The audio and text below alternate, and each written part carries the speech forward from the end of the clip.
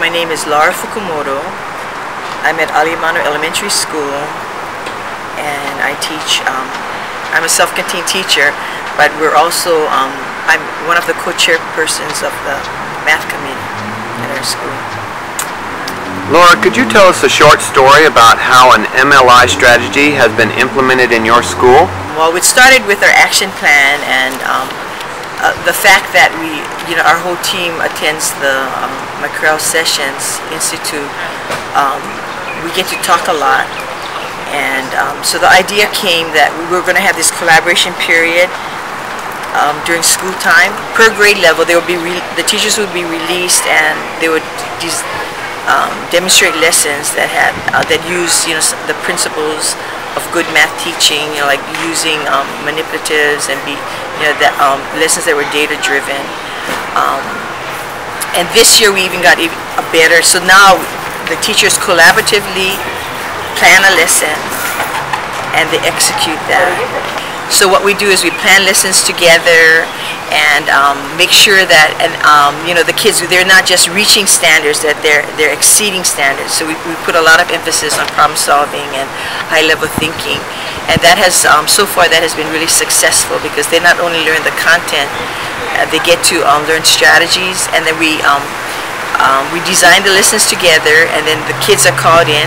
They take 5 needy students from every class, and we teach a lesson together. The importance of getting an immediate feedback from the students and assessing that feedback really made an impact on me. I've seen many videos where they showed kids using whiteboards, and so I started using that.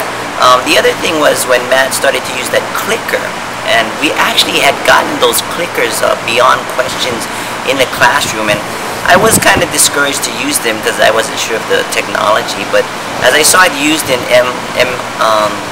the leadership conference, I thought, you know what, I'm going to try that, and the kids like it, and I really got a lot of feedback from it. I was able to massage my lessons and gauge when I should give them the chapter test, and so that's been a big impact on me about the idea of accessing the kids and getting immediate feedback from not just one kid, but also getting feedback from the whole classroom. In my classroom, we do problem solving, and the strategy the things that we do is giving the students private think time so that they can explore, and then from there we discuss as a whole group and share our different ways of how we solve. First thing we do in the MLI workshops is one of those cooperative games, and I use that in the classroom, and it's funny how the student reactions are almost similar to the adult reactions. So, can I see the clues? There's cooperative games, everybody has to have their own cards, and you have to put in your input, and that's where everybody can do the sharing. What the school did was all the teachers met with administration, and we went with the NCTM standards, looking at all the focal points and compared to our benchmarks, the state benchmarks. And what we did was we tried to better align it, and we picked out we tried to reduce teaching so much, because there was so much we were trying to do, and we felt like the kids weren't just getting it. So we looked at the focal points according to what NCTM had recommended, what the kids should be learning in each grade level.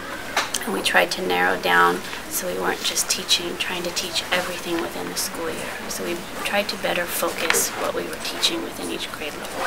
Did MLI help you do that? I think in the beginning, when they started talking about, we were reading research about how, other countries were doing better because they were focusing on, certain strands without just teaching a lot of everything. I think that kind of gave us the idea and prompted us to do that. So yes, I would say MLI encouraged us to think about how we were teaching the curriculum.